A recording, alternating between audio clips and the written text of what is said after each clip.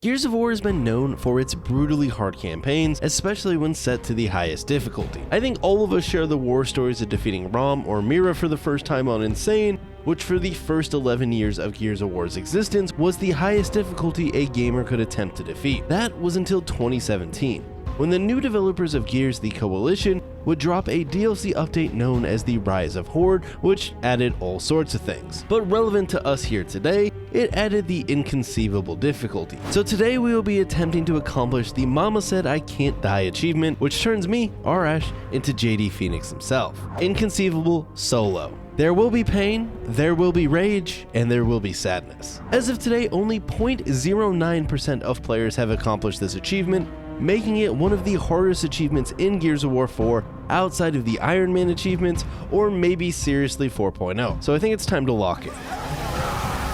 Now before we get too hot and heavy with our chainsaw, let's talk about what Inconceivable is. It's a sort of side difficulty to Insane, as I'm torn on which is truly harder. Some sections felt a lot worse, while others I was able to breeze through that were a struggle on Insane. Now to unlock the Inconceivable difficulty, you first need to beat the campaign on Insane, so before even getting to attempt this achievement, I'd first need to run the whole campaign on Insane, as I've only actually ever beaten Gears 4 on lower difficulties many years ago. Inconceivable as a difficulty makes these changes. Player health is decreased from that on Insane, but so is the enemies. This makes the entire game much more deadly. You die extremely quickly, just a mere mistake can cause you almost a guaranteed death, but you can also kill the enemies a lot quicker, which is kind of nice because they're a little bit less bullet spongy. Added on top of this though, ammo throughout the entire campaign is way more sparse, giving Inconceivable more of a survival vibe than just pure brutal difficulty. So after beating the game on Insane, we were ready to get started. Alright. Here we go, baby. It's time to start Gears of War 4. Solo Inconceivable. Gears 4 opens with a prologue, allowing you to play through some different pieces of Gears history that are all connected by a speech that Jin is giving. The first of which is Aspro Fields, where we get to actually see Dom again. Rest in peace, buddy. We miss you. Although we'll be seeing you soon. Hopefully 2025. Who knows? This battle takes place during the Pendulum Wars 2 years before E-Day. In this battle, our first objective is to destroy the UIR comm tower, which also has us fighting against UIR soldiers for the first time in the franchise. Almost immediately though, I'd learn exactly what Inconceivable was all about. Okay, so Inconceivable, we're squishier, there's less ammo, but I think the enemies are also squishy. Oh my god! I'd finally managed to die another time on this very first fight, but after that I kind of adjusted my strategy to play on Inconceivable, which was to go a lot slower and a lot more methodical than I was even doing on Insane. This battle also acts as the game's tutorial, teaching us things like flanking and other Gears basics. I really enjoy fighting the UIR soldiers and would love to see the Pendulum Wars explored more in future games. Now after fighting some UIR soldiers, we would plant a charge on this tower. Goodbye, tower.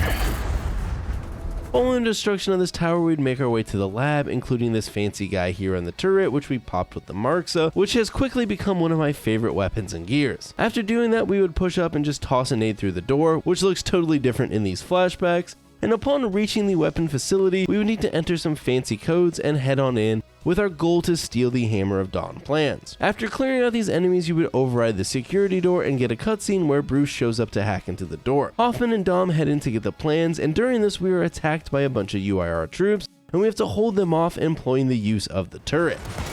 That one just ate an explosion. Oh, they're coming from everywhere. Oh boy, oh boy. They're getting close. I'm taking damage. Ah, dang it. Okay. The defense section though ended up pretty easy, and on the next attempt we would hold our ground, hopping on and off the turret as I could. Hoffman and Dom would return with the plans and were immediately hit by a mortar attack, and we would need to make a run for our lives while attempting to avoid being hit by mortars. This ends the first flashback of the prologue, and the next one takes us to E-Day itself. This battle would have us fighting off some Locust, which is always a welcome throwback. We love fighting some Locust around here. In this level, we would need to fight our way up the street to get to the Hammer of Dawn, and use it to take out a corpser. I'm gonna die. I'm a big time dyer, is what I meant to say. Dude, I am so squishy, it's insane. Oh! Oh my god, I didn't even see it, bro!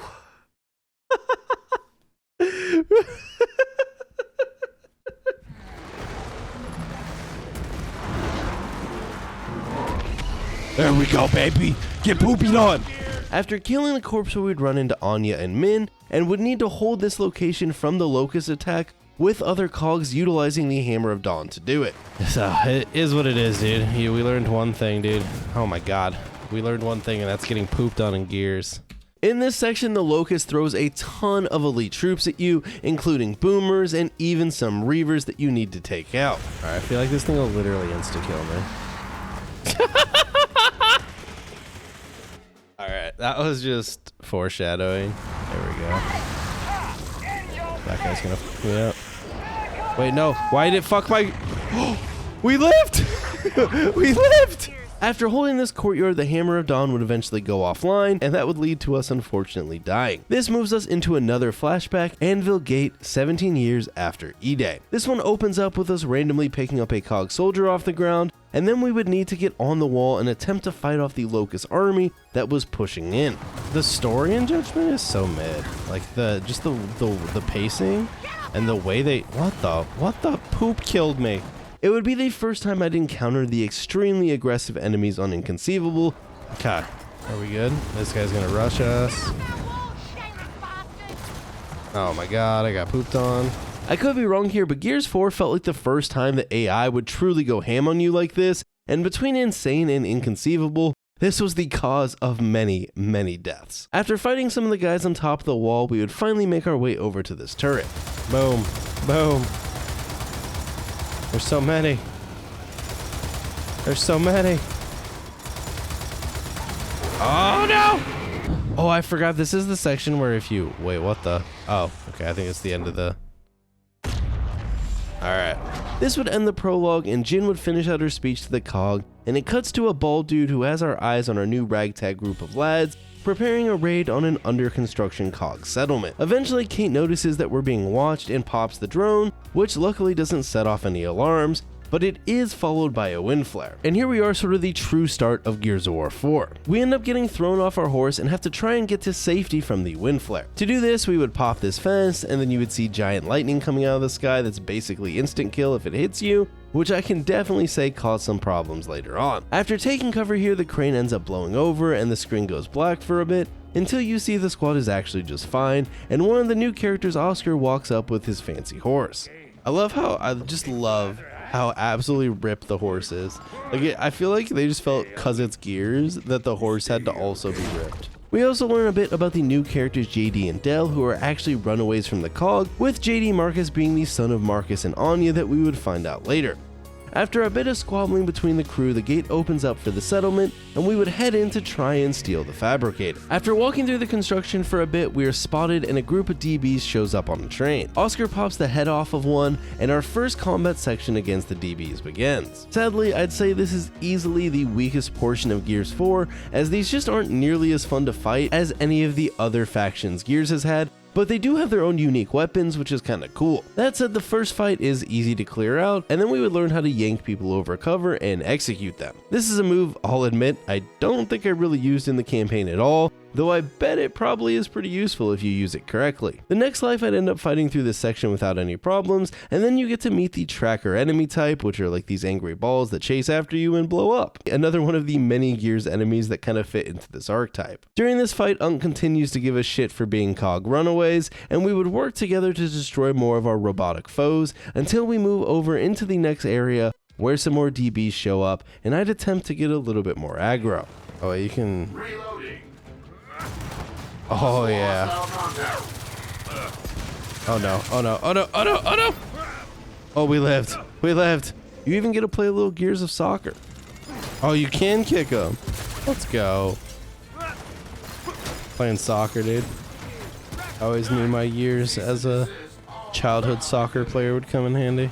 After clearing out this section, we would need to head through the maternity unit, which Reyna isn't thrilled about because she's sick of the cog telling her that she needs to have a baby, which is part of their repopulation strategy after losing so many people in the various wars of the Gears universe, which, you know, I'm sure has done a toll on the population of Sarah. After this, we would see a cool looking skyscraper, which is where we would be headed, but not before a fight in the streets below. Now, these streets would cause our unfortunate demise a few times, but after finally clearing it out, we can head over to the maintenance access door, but not before an entire parade of DBs would kindly show up to greet us. though they would be nice and easy to destroy.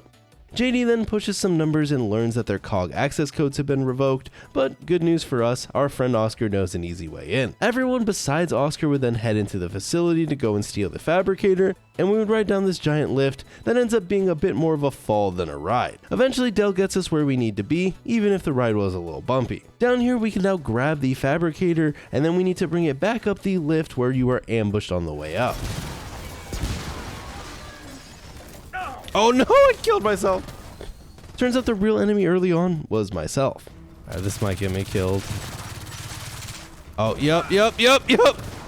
On the way back up, Del gets attacked and we would need to help him out from above by killing some of the DBs that are trying to kill him, though one would put me in the dirt.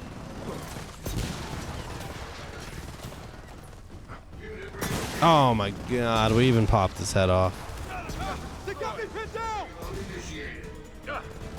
I like how he said they have me pinned down and I watched him run across. I don't think that's quite the concept of pinned down. There we go. Okay. There we go.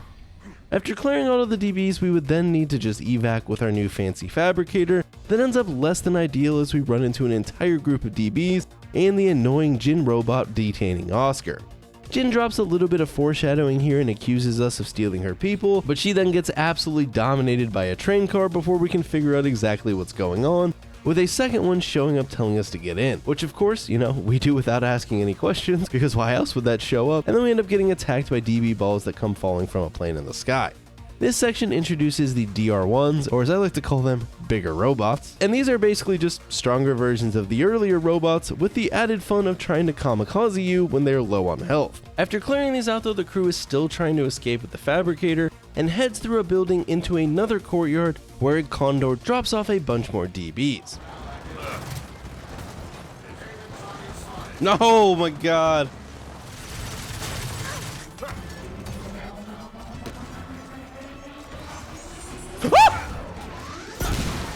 I did not think he would chase me that far. Bro fucking jump scared the shit out of me. No! I walk out the door?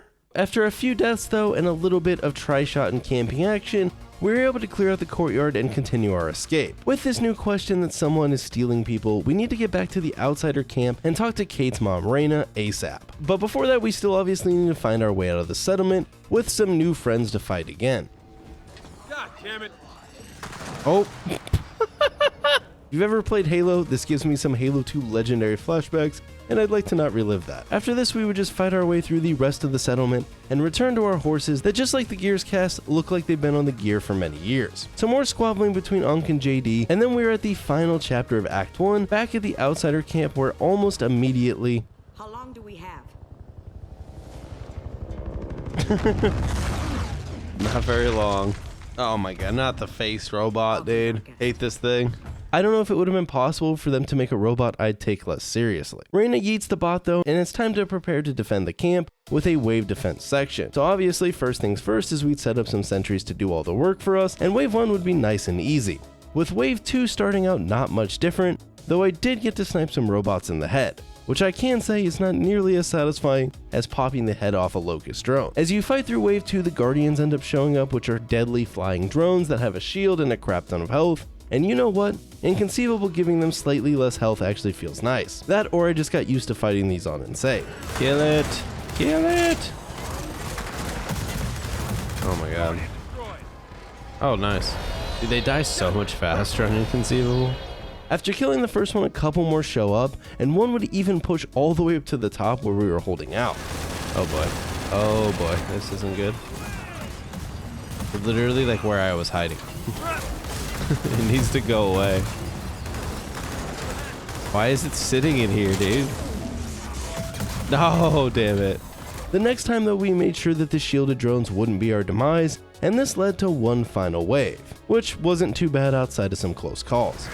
I'm gonna die. Oh god, oh god, oh god, oh god, oh god, no! No, no, no! Not like this! Okay, we lived. After finishing this wave, Reyna is pissed off at us because she thinks that we pissed off Jin and the Cog. Cutting to nighttime, JD and Del are working on using the fabricator to get power back for the camp, quite unsuccessfully I might add, when you see a snatcher kind of run across the screen for the first time. Reyna then somehow locks us into the room just by jamming a knife into the door. Mom! Hey, listen. You need to hide, and then you need to run. I feel like that little sword dagger thing would not hold the door shut against like 3 roided up Gears characters. There's no way. Stuck inside, we would have to watch the fight as the swarm would storm into the camp, killing or capturing all of its inhabitants. Oscar would get absolutely yeeted, and then the cutscene fades to black as they close in on Reyna. Now eventually the crew does break out of the room with a boom shot, but it took them so long all they found was dead campmates everywhere, and also Reyna missing. I have some good news though. The buff horses survived, and after some discussion back and forth, we would head to go see if Marcus would help us out. This closes Act 1 of the game with only 34 deaths. Not too bad. We show up at Marcus's manor, but before visiting him, we would go and take a stop at Anya's grave, who was Marcus's wife / JD's mom. I think this might be the first time we learned this, or I missed it in a previous game, I'm not sure. But we got an achievement for visiting the grave, so yay. After this though, we would head inside to talk to Marcus and find him sitting in a chair looking like he's having a grand old time. JD shows Marcus a crystallized piece that he cut off of one of the dead swarm, and instantly Marcus knows that something is wrong. But before explaining too much, our best friends the DBs show up with none other than weird robot face Jin. Jin still thinks that we're the cause of her people's disappearance, on top of, obviously stealing the fabricator. But before we could dive too deep into this conversation, yeah, that sounds about right. Dude, that chainsaw must be cracked to cut through straight metal. you really gotta wonder how she doesn't have a better way of contacting us than just showing up and getting her robot destroyed. We would then need to fight our way into the manor and get upstairs, which didn't cause too many issues besides this interaction when I tried to retro spear a DB. Can you retro spear a robot? Only one way to find out. Oh god, oh god. I was expecting like the whole animation, dude. Marcus then takes us into the armory starting chapter 2, and the crew is able to gear up with whatever weapons they want and some COG style armor, though I do feel like this should have some impact on your survivability. It's kind of just funny to go from wearing a shirt to full on armor, but having the exact same amount of health. You can also grab the custom Lancer here, which as far as I know, functions the exact same as the regular Lancer, but if you actually use this until the very end of the game, you get an achievement. I didn't know that when we were doing this playthrough, so maybe a future playthrough. Dale gives Marcus back his classic do-rag, and we're greeted by an attacking Kestrel, which is sort of a boss fight in the weird way that Gears 4 does boss fights. As in the first encounter with one of these elite type enemies, feels like a full-on boss fights both in mechanics and presentation, but then you end up fighting that same enemy type more later on. Well anyways, the Kestrel hurts. Oh my... Died on the corner. All right, new plan. Take out that Kestrel. Jesus, it melts you. This is another one of those scenarios though where I'm not sure if Inconceivable makes the fight easier or if I just learn the mechanics by playing through Insane, because after a few deaths... Rockets, take cover! My rockets take cover. I've taken cover. I feel lied to. There was no rockets. Ah! There they are. Took them a while to come out. You almost got her. Okay. All right, let me in. Let me get a piece of this. Watch it. Rockets coming in. See, Marcus knows what's up. When Marcus calls out rockets, dude, they be coming. When Kate calls them out, kind of BS. Oh, dude, this thing has got to be almost dead. There we go. Gotcha. Uh-oh. Rest in peace. Marcus is the original Chad. With the escape truck destroyed and the manor on fire, we would need to get down into the cellar, which includes a section where you run for dear life. Downstairs, go! Don't die, don't die. We made it, dude. Coming out of the cellar, we would see that the house is a complete goner, and then we get attacked by some more DBs, which we made sure to get some clean headshots on before being attacked by another Guardian. Oh, another Guardian, dude. Someone reminds me when to grab it. Oh, my poopers. Oh, I didn't even see that one. I don't know why, but this random section caused me some trouble, though after some various deaths, we would get through the garden and into the greenhouse, where we would need to take out more DBs. Okay, I gotta make sure I don't die here. Frag out! Frag out! Dude, oh my god. They're Halo 5-ing me. Oh shit, he's coming. He's coming. He's coming! Okay, we got one. No! No! I thought he was chasing my teammate! Dude, what was that? You've only owned Android phones? I bought one Android phone once and I've vowed to myself to never buy one again. I'll be an iPhone boomer until the day I die. I'm gonna die. Literally the day I die is right now. Okay, we got one. Alright, perfect. Now we just gotta kill the other one. He's getting too close. I don't like this. Don't kill me, don't kill me, no! No! Oh! Oh, we lived. We lived. Oh yeah, and we got Dom's Toms. Oh, there we go. There we go. This fucking house alone. You know what it's like being a fucking hermit? Fixing a house. There's no Home Depot. This is Marcus crashing out. Fucking tomatoes. They fucked my tomatoes up. God damn it. Add that to the fucking list. God damn it. Those are Doms, for Christ's sakes. I grew those from Dom seeds. Why does that sound so wrong? Those are Dom's goddamn seeds, for Christ's sakes. I'm never gonna have a fucking good sauce again. I can't make Dom sauce. Fuck you guys. This is bullshit. What is the whole stuff? This just sounds so wrong. Hilarious Easter egg. Eventually, we would get to the barn and have to fight a variety of different bots in close quarters, including multiple more Guardians. Guardians coming in! Oh my god, there's some Guardians in here too. Ah! Oh god, I'm gonna lose the 1v1, dude. They're better. They're better. Alright, 1v1's mine, dude. Fox chow me, bro. Dude, you know, I feel like that. I mean, obviously. Alright, have some Dom's Toms. Oh god, dude, that one was so close. Okay, there we go, one down. God, man, it's like half a bullet and I'm near death. These things are annoyingly tanky, even on Inconceivable.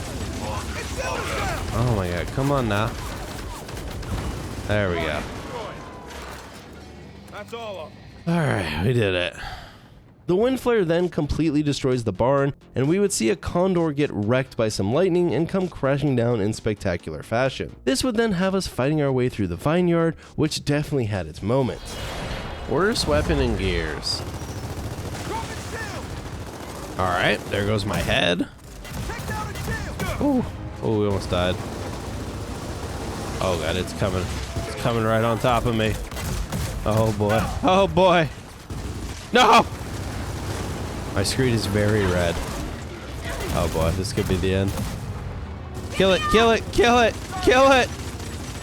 Oh, by that I meant kill me, obviously.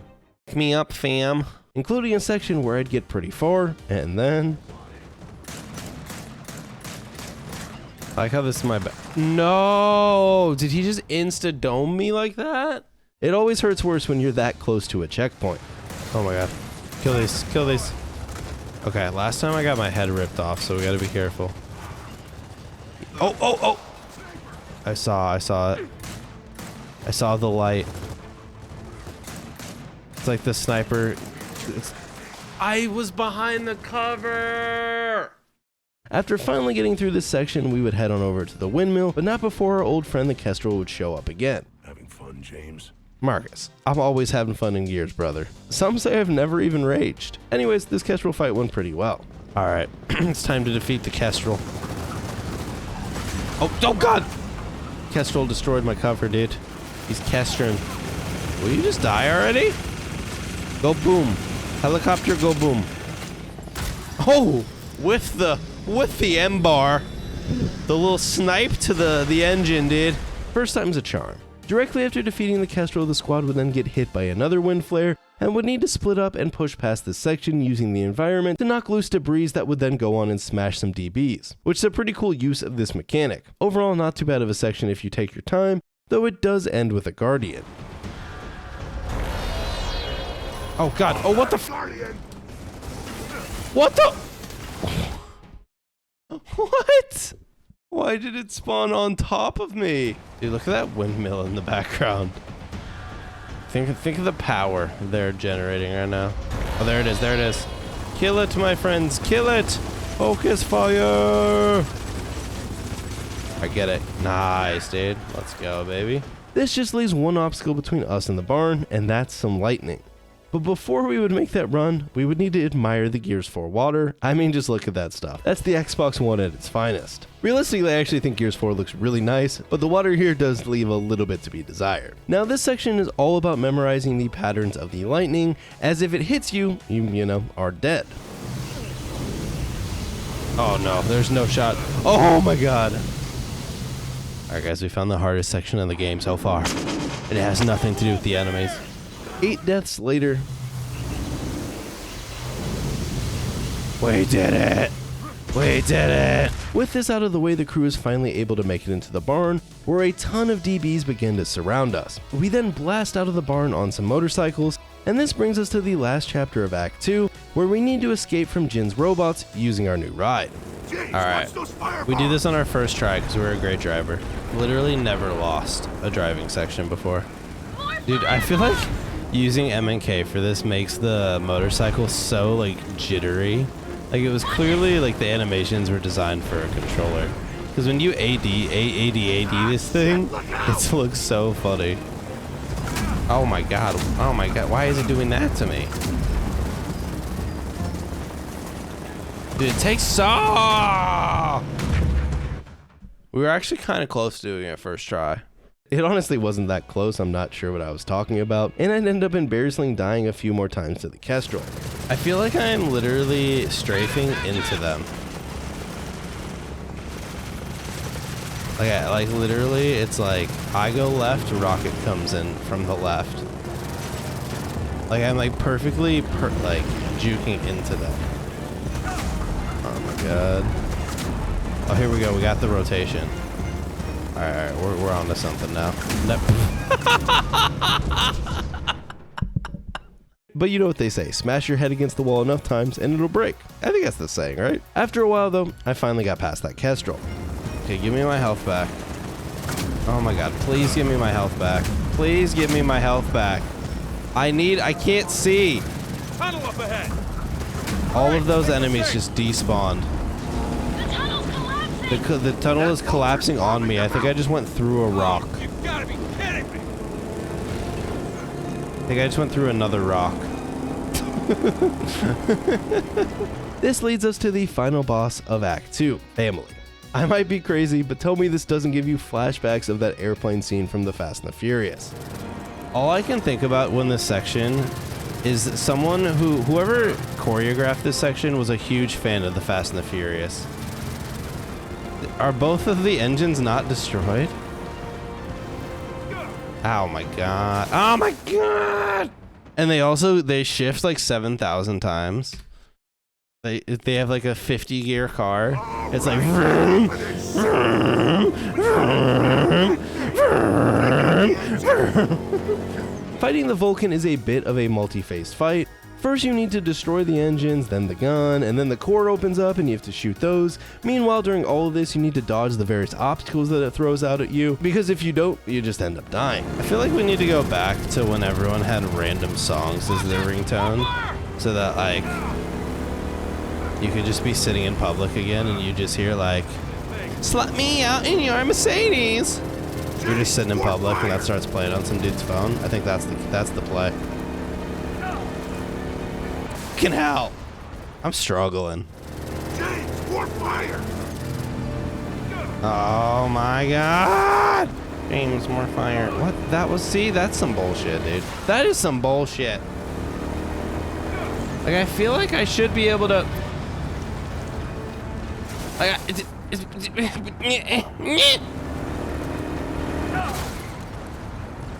Bruh.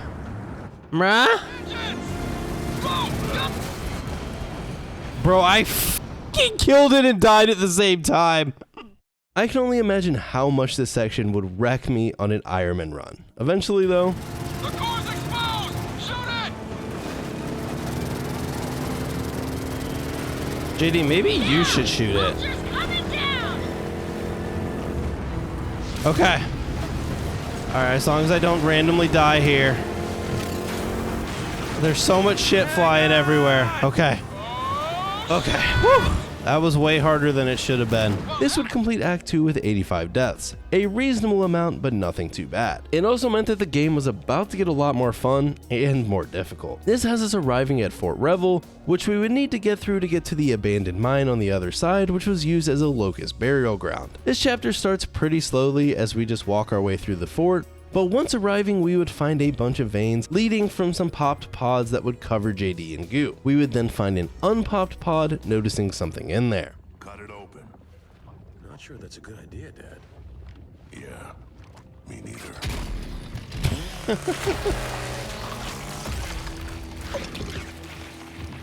That's kind of nasty. This answers the question about what has been happening to Jin's forces as they're being abducted to be harvested. Kate realizes that if this is what they do to people they capture, her mom, could be in a similar situation. The squad then continues forward with pods now everywhere until we would encounter a snatcher who has been following us. Marcus would attempt to flush it out with a grenade, but he ends up getting 360 no-scoped, and the nade that he was getting ready to blow ends up kind of flying off, and the blast ends up blasting the whole crew back. This makes us unable to save Marcus as he's abducted by the snatcher, and then 3 more of them pop up and the remaining crew has to run and take cover. With Marcus abducted, we would now need to try and save him before, he dies, and to do that we would need to continue to the Locust burial site, now taking us into chapter 2 of Act 3. This chapter is where you first encounter the Swarm in combat, first just fighting a bunch of juvies that pop out of all the pods we have been seeing. The juvies aren't bad to fight at all, but later when you combine the juvies with other swarm forces, the juvies can get the best of you and cause some deaths. Very similar in my opinion to wretches from the prior Gears games. As you continue into this church, a juvie pops out, but this time climbs into a hole in the ground, which then explodes and out comes a new enemy type, which ends up being a swarm drone. These function pretty much just like Locust drones do in prior Gears games, though the AI in Gears 4 can be way more aggressive. The Swarm even have their own holes that you pop with explosives, similar to E-holes back in the earlier Gears games. So why is Infinite so sweaty? Oh my god! Now that is an inconceivable death for you. The remainder of this chapter just consists of fighting the various swarm as you make your way through, which isn't too bad, unless you're like me and put yourself in horrible positions. Ah! Oh wait, oh god, ow, ow! Dude, you die so fast, it's crazy.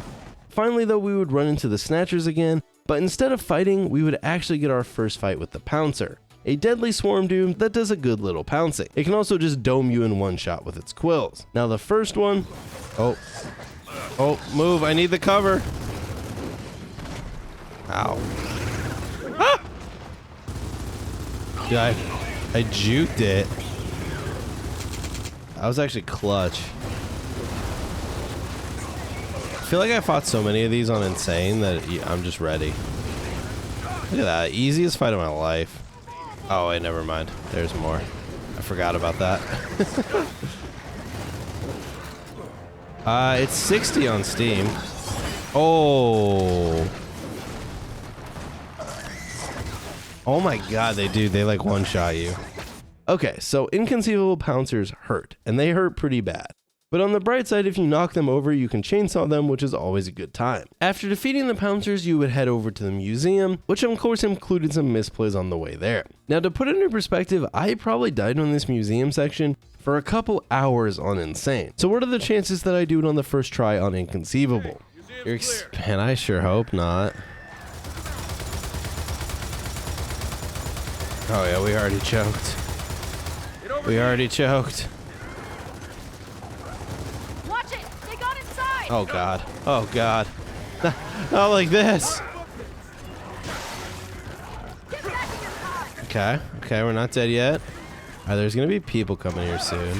What if I... Oh shoot. Wait. Wait, what's he doing? Behind us! Okay, alright, that guy died. Alright, we just gotta kill this guy. Boom! Right in the dome. Oh no. The lads are down. Okay. Hold on! Okay. We're kind of doing this right now. Ah, damn it! Jammed my gun. That is a lot less than ideal right now.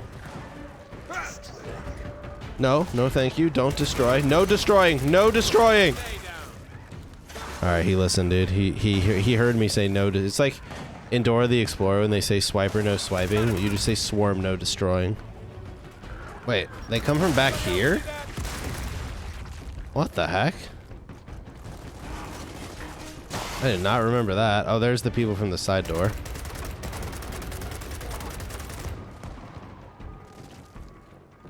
Oh my god, first try, baby!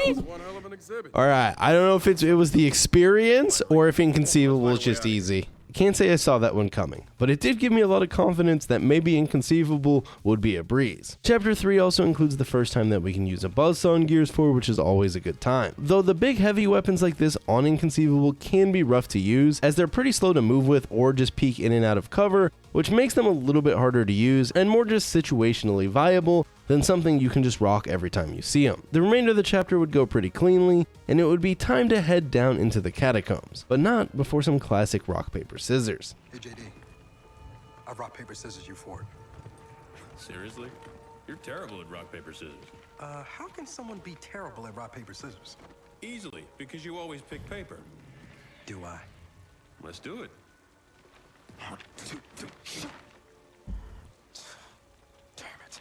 Descending through here, we would run into some more combat sections that definitely caused me a heartache on Insane, and this time I wouldn't breeze right past them.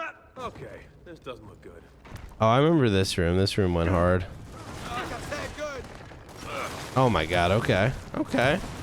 See how it is. I see how it is. Boys, we're about to hit 100 deaths, okay? We gotta lock in. Can I have some cover, please? Oh. Oh no, that's not what I meant to do. It's all Kate's fault. Kate, this is your fault.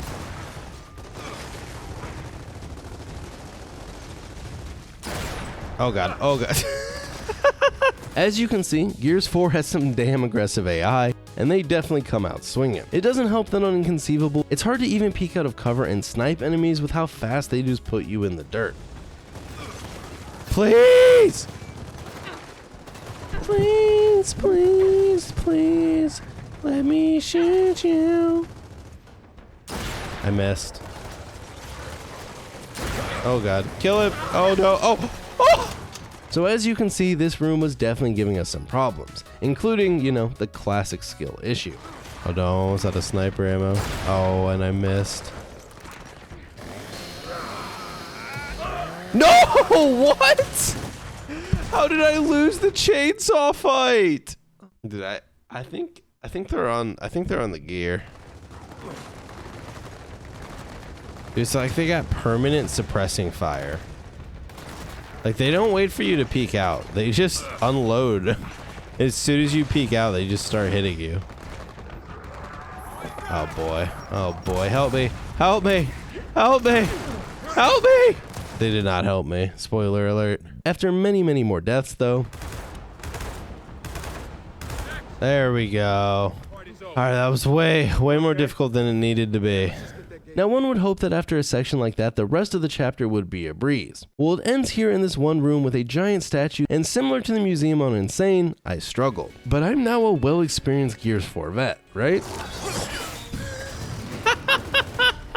Well, after dying a bunch trying to nade stick the Pouncer,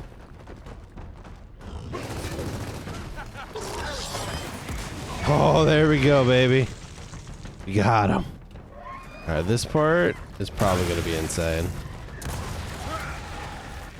Oh, all right, all right. Boom. Oh, no, there's one behind me. No, don't kill me. No, not like this. Oh, I jammed my shotgun. Save me.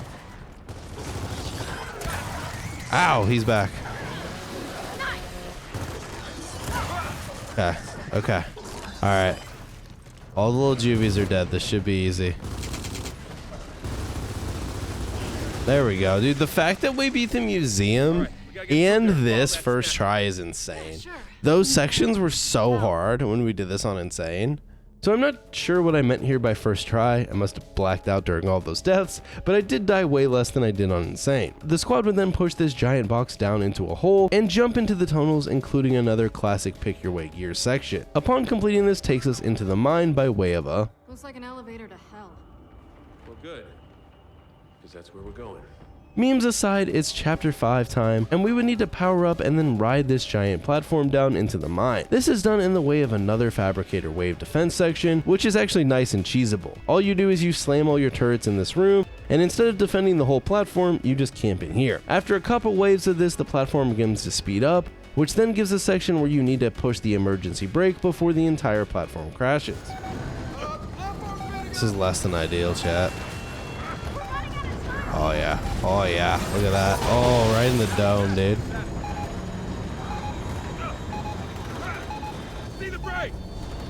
The beeps are getting me. I got it, I got it. I did it, chat. I like how all of the enemies that I didn't kill are just magically gone in the cutscene. This takes us to the final chapter of Act 3, where we would get to try and save Marcus. But before getting to Marcus, we would encounter a new powerful enemy, the Scion. These are tanky, powerful enemies, usually wielding heavy weapons of some sort, and they absolutely dominate you if given the opportunity. Oh, so there he is, dude. Oh my... Oh no. Oh no, he's getting very close. Oh, we killed him. Okay. Okay. All right, this isn't gonna work, but I'm gonna try it anyways. Maybe though it'll do like such insane damage, it'll be worth it. Oh my, never mind. It's already out of ammo. Okay. I have to kill him before he just dominates me with the drop shot again. Oh, I thought that was coming for me. But that one's not for me. That one's for Kate, dude. I love it. Keep focusing on Kate, dude. She deserves your attention. He just keeps doing it. Every time she gets picked up. He just keeps drop shotting her. Yeah, no. Don't shoot me. Don't shoot me. Perfect. Alright. Now let's finish this. I almost died there. That would have been so dumb. Look at that, dude. It's another section that on Insane was so hard, and on Inconceivable it's like easy peasy lemon squeezy. We then continue down, fight another Pouncer in a very tight arena, kill another Scion, and then run at a bunch of Swarm with a loader. Going on a ride. Get behind me. I'll deal with this. Boom. Because like if you think about like, oh shit. What was that? He just disappeared.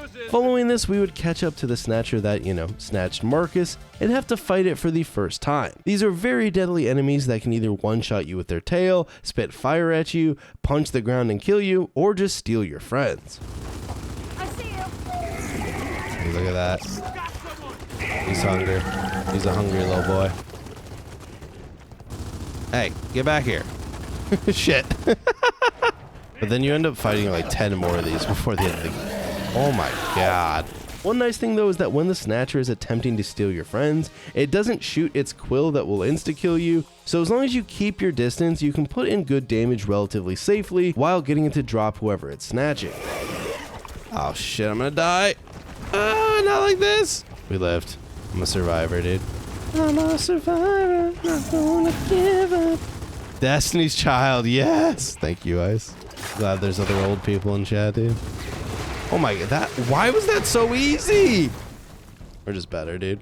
After killing the Snatcher, we find Marcus in a pod and attempt to save him by cutting open the pod. Initially, it seems like it may have been too late, but after laying on the ground looking extremely dead for a while, Marcus spits up a bunch of goo and comes back to life. Aw, classic video game and movie tropes. He tells us about how inside the pod he was connected to the entire Swarm network and could feel them along with learning the Locust aren't dead. Those Scions that we ran into earlier are actually the evolved Locusts that are even more powerful than they once were, now using humans to build their army of Swarm. Marcus also informs us that the Swarm didn't put Reyna into a pod like him and are treating her differently, with her being held at a different burial site located at the Tolen Dam. This ends Act 3 with us now at 144 deaths, leaving just 2 remaining acts to complete the game. First things first is to get topside, and doing that actually includes a pretty fun set piece where you get to ride up through the air on these cables, having to avoid obstacles on the way up, Finally, making sure to shoot the grinder before it smashes you at the top. This brings us topside, where Marcus suggests that we go and get help from his friend, and at this point we the player don't know who that is,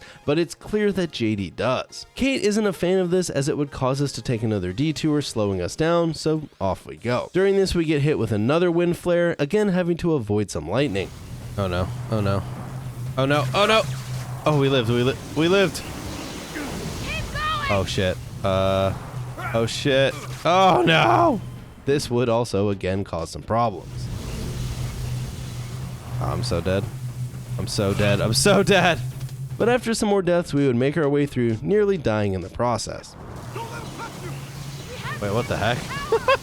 It like literally just disappeared on me. We're chilling, trying to beat Gears 4 tonight.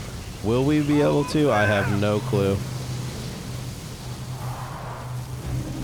Okay, okay, okay, this is our chance. This is our chance. Woo, baby, let's go! Everyone, come on! Let's go!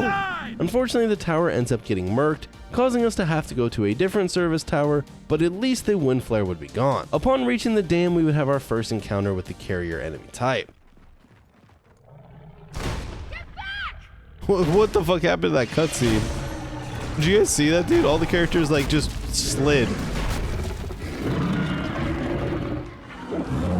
Oh, I can. What in the fuck? Dude, this game is such a good experience. All right, we'll give it a shot. Whatever Ow. it is, put it back in its hole. Let's see if it. I got it. I got it. All right. Unfortunately, it doesn't die in one of those. All right, I'll do it again. I'll do it again. Second time's a charm.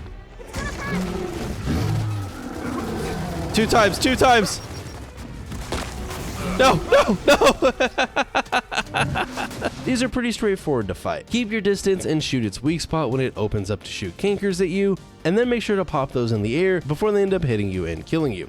During this, you also need to avoid its occasional direct fire ability that will kill you in one shot if it hits you. Even on Inconceivable, the carriers are extremely tanky, which means you need to rinse and repeat this whole dance for a decent amount of time without messing up. I'm kind of scared because I'm close to it, but I don't know if I want to make a run for it. No, no, no, no, don't come over here, Del. Del, what the f are you doing, brother? Del, us. If we die here, it's Del's fault. Oh, God. F you, Del. You stupid little bitch. But like all good Swarm boys, I'm really enjoying the style of content we've been doing lately. I just like play games, I rage at them, talk to you guys, and then afterward I turn it into a video. Alright boys, we beat it, let's go. After defeating the carrier, Marcus tells us about how the dam powered the last cog factory, and he actually had a mission here to save some gears that were stuck inside, which Marcus believed was only a few dozen. When you were here with the cog, what happened? This dam powered the last of the Cog's factories. We got here right before it fell. Exfiltration mission. A few dozen gears were trapped inside. So, how'd you get him out? Oh, JD. I didn't. The first thing we would need to do is get power back to the elevator, which just includes another choose your path section. Trust me, here you want to pick operation deck. It's way easier as you can just sit up top and basically just let your squad do all the work, which is a very nice change of pace because normally they're completely useless. Once you restore power, you head up until it gets stuck, and then you have a second carrier fight, this time in a much smaller arena that's also filled with a bunch of pods that let juvies out either when the carrier smashes or if you accidentally shoot them. Oh, I'm gonna get trapped in the corner. Run for it! Oh, yeah, I didn't make it. Ah. Dude, oh my god, that's gross. You can see those pods on the top literally dripping. Ew. I don't know if I have the balls to try and nade it. God damn it, man. The stuff he makes videos on is like so... Oh my god! You don't have OBS? Oh. Okay, I don't like this. I don't like this one bit. Get out of here, get out of here, get out of here! Woo! Oh my god, I almost died. Run! In the corner! Okay. We made it to the safety corner. No! Oh! Why does it do that? Why does the damage linger when it's already gone? The shit's not on the ground anymore. It's the dumbest thing, dude. Woo! Alright. Stupid carrier. This actually only took about 12 deaths in 30 minutes, so I'm not sure if I should be happy about that or sad. After defeating the carrier, you would then continue to head up to the top of the dam, including running through some turbines. Zanzibar, anyone? You also fight through a section where these chains violently smash into the ground, making a somewhat evolving arena as the cover locations switch back and forth. And you know what? This is actually a pretty cool concept for level design in a cover shooter like Gears. After getting through this section, the platform you need to use falls down, and then you ride the turbines up to the top, and as Kate says, at the top, you fight another snatcher, and then after defeating it, you climb up a ladder, where then you can see down into the burial site, and... Holy shit. Holy shit. Holy shit. Yeah, we've established that. Kate in true Kate form wants to immediately go down there, but once again Marcus thinks that we should go get help. JD tries to reason with her, but Kate doesn't really listen, and JD ends up asking Marcus if he can call his friend, and he says we would need to go over to the substation to call him, and we would fight through another wind flare as we make our way over. This is pretty straightforward, though you do get to use this siege beast to destroy a turret, which is a little different since you have to account for the wind when shooting it. Don't worry though, we got another lightning section that I still sucked at. You'd think this far in I'd finally get the handle of these. In the substation we would power it up and then go to make a call to Marcus's friend. However, on the way to make that call we would run into a Scion elite who is missing a hand. This is the same Scion that took Kate's mom earlier in the game, and the elite taunts the crew a bit and then jumps onto a Swarmak. This, in my opinion, is easily the hardest fight of all of Gears 4 Inconceivable, though I will admit, I also made it much harder for myself. So the way this fight works is you need to shoot these transformers, which then explode, exposing these blisters on the Swarmak that you then need to pop to do damage. The optimal way to do this is to only shoot the transformers that you need as you go, because the more that you explode, the more enemies spawn in. You also get checkpoints as you blast the different transformers, so it makes a lot more sense to portion these out. I, instead, not knowing what I was doing, made this as hard as possible, because I popped all the transformers basically right away, which meant that we had to fight the Swarmak, a ton of Juvies, Scions, and a bunch of the regular swarm all at once. When I say this sucked, that's not doing it justice. There we go. Pop that blister, dude. Get popped, son. Ah! Oh my... Bro, that was just like a swinging thing of death. Dude, why is this not popping? Come on, dude. There we go. That's not enough to kill him, damn it. Ah! Ah!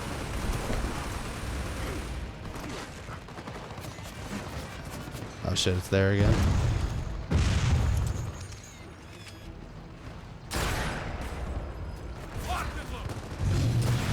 Oh, I killed it. I killed... No! After about 50 deaths though, I wasn't really having much luck, and decided our best strategy was to call it quits for the night. A couple days later we would return, which started about just the same as our previous night. Dude, I hate how like you can't even peek up. We were though on average having some slightly longer lives, which made it feel even worse when this happened. I wonder if like eventually... I wonder if eventually they pop the blisters, like if you just wait long enough. I don't know if that can, that might be a waste. I was trying to pop the blister on the front of his face. There we go, I got it. Okay. No!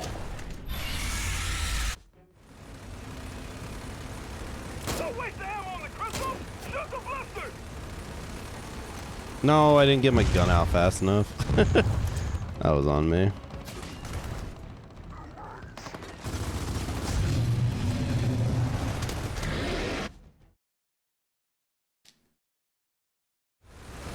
I need him to stop unloading on me to do that. Okay, here we go.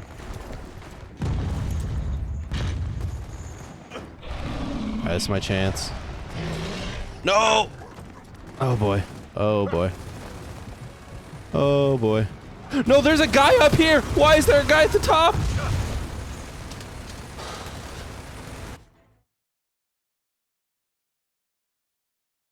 Eventually, I'd realize a couple of things. The first being that while it seems like the Juvies and regular Swarm continue to spawn, you can make the fight a lot easier by taking out the Scions. And the second being that if you stay on the ground, the Swarmak won't murk you with its missiles. However, this is at the trade-off that you're much less safe from these Swarm enemies that will try and push you. So it's a little bit of a trade-off. A trade-off I'd be willing to make if it meant I had any chance. Okay, I think down here on the floor I'm safe from his stupid his shit, but I just have to fight for my life. Alright, one more headshot to the Scion. Okay, I lied. That's problematic.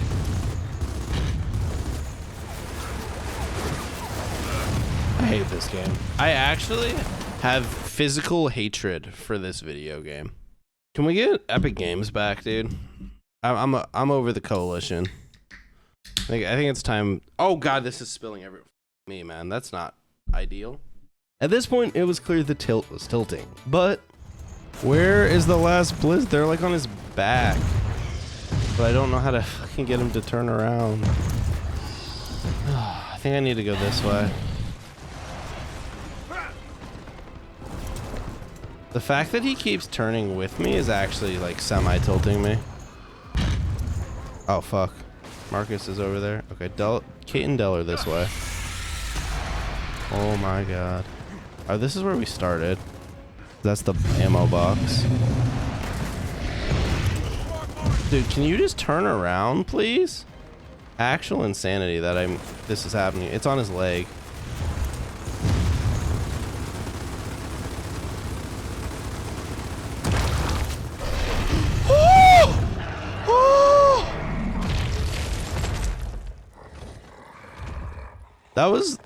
That was horrible. That was horrible. Oh my god, dude. We were finally past the boss, and it only took like 2 hours and 80 deaths. This takes us into Act 5 with us sitting at 288 deaths total. Jin shows up here and is just as annoying as ever before her robot is killed by some pouncers, so actually prop to the Swarm here, doing what we all wanted to do. This brings some fun sections that have the cog bots fighting the Swarm and you just continue through them, making your way through the town to get to the radio tower. Marcus then goes to call his friend for help, but before that we are attacked by the Swarm again and have another fabricator wave defense section while we hold out for backup. Now this section can be extremely hard, or you can just cheese it. Wave 1 doesn't really cause any problems, and Wave 2 ends with a double snatcher attack. Here's the key though, on the left side where the Swarm pushes in, there's actually a room that for some reason if you go to, you're just completely invincible in. So all you have to do is go and hide in there and then just peek out if someone's getting taken by one of the pouncers to make sure you don't fail the level. Beyond that, you can just put your controller down, take a little nap, and wait for the AI to do all the work, or if you want to make it a little quicker, put in damage safely until the snatchers die. It's gotta be almost dead, right? We got our full rotisserie plate of cheese right now, my friends. And we're utilizing it.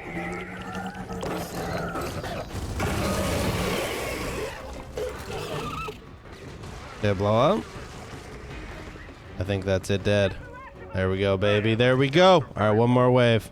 The next wave after this brings multiple carriers, which again would probably be very difficult if you tried to fight them straight up, or you can just go hide in that room again. Now this fight, if you're really patient, you can actually just let the AI do all of it, but I think I've fried any semblance of patience in my brain, so I'd try and help out a bit, which ended up getting me killed a few times.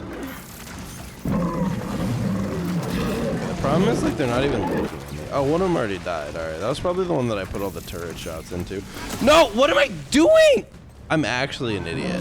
So just be smarter than me, and this section's easy. As long as he doesn't get mad and spit at me, dude. There we go. All right, easy peasy, chat. Easy peasy. Following this, you have to run over to the rendezvous point and guess who is there. None other than Marcus's backup, who happens to be our old-time pals Baird and Cole, though for some reason they made Baird bald. Poor guy got done dirty by the Coalition. You learn here that the reason they are called DBs is after him, Damon Baird, CEO of DB Industries, though he isn't the one that turned all the DBs into weapons of war, that would be Jin's doing. Turns out though that Baird has been protecting us from the shadows throughout the game, like some of the occurrences at the very start. After this talk, you hop into the giant robots and head to complete the game. This section is a lot of fun, because after the brutal Act 4, it's nice to just have a chill destroy everyone section with a giant mech, where you get to feel all the power. This section has you killing a ton of Swarm, including the big boys like Snatchers, Carriers, and even 2 different Swarmak fights. Oh, and you can try and make a field goal. Alright, here goes, boys. This is my tryout. I missed! I missed! Looks like I'm not getting an NFL contract this year. Alright, here goes, chat. I'm lining it up. All right, kids. There's a lot Oh of my god! doing that damn. It's harder than it looks, I promise. Well, after fighting your way through the Swarm Hive, you encounter the game's final boss, the Hive Beast. And in a stroke of good luck for me, compared to the Swarmak fight, this is an absolute cakewalk, as long as you understand the dodge timings, which when I was playing through on Insane, I definitely didn't, but by the time we got there in Inconceivable, I had it down. Oh my god, I'm tired. Tentacles down. Now's your chance. Here we go. Give me some health, please. Nice, dude. Alright, health me up.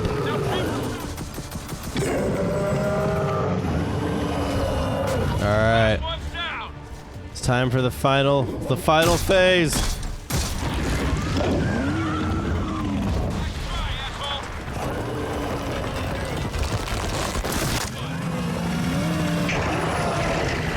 I kind of feel like a badass during this section, I'm not gonna lie. Alright, this one's the double back.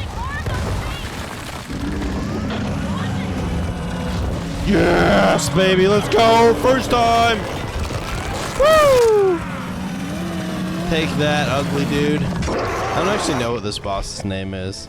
Oh wait, we have to cut his head off still. Come here. Come here. Kill it. Oh, I'm going in.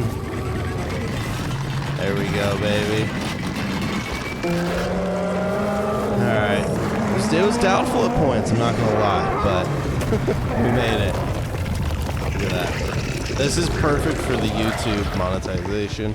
After defeating the Hive Beast, the squad enters in to find Reyna, who isn't doing very well.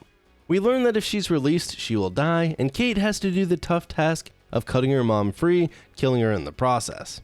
A solid reminder that Gears, while fun, comes with plenty of heavy moments too. Before cutting her down, Reyna hands Kate her medallion, which belonged to her grandmother, on the back of which is a sigil of the Locust Horde. And there we go, Gears 4 Solo Inconceivable complete. Oh, there it is. Let's go, baby. Let's go. Did it show up on stream that time? Oh no, they still don't show up even on display mode. That's stupid. Semi-related, but I actually think I figured out how to capture these achievements on PC, so when we do Gears 5, it should hopefully pop on screen. This closes Gears 4 for us, though if you watch the credits, you will find out that Oscar actually survived. So does Gears 4 get a bad rap? Honestly, I'd say so, at least on the campaign side. The story and writing might be weaker than the original trilogy, but the gameplay outside of the early sections against the DBs are still a ton of fun, and at the end of the day, shooting things in a Gears game is just a grand old time. I'm still a little torn on which is harder, Insane or Inconceivable, so let me know what you think in the comments. I had a lot of fun playing through this though, and I'm excited to finally play through Gears 5 after not finishing it years ago. If you made it to the end, I want to give you huge thanks, you rock, and an even bigger thanks to all my supporters over on Patreon or my members here on YouTube. Your support really helps make videos like these possible. At some point I might revamp these with better rewards. One that I was thinking is that maybe like every X amount of videos, I do one that's completely voted on by patrons and members on the YouTube channel, so you guys would basically just get to pick every like 4th video or whatever the number would be. Thought that might be kind of fun. But for now, I hope you guys enjoyed probably like another hour or at least 30 minutes of me being absolutely terrible at a video game. And if you want to see me also be terrible at Gears of War 4 multiplayer, I threw a video on my other channel, so you can go and watch me be terrible at that too. With that said, I hope you guys enjoyed the video. I'll see you all next time.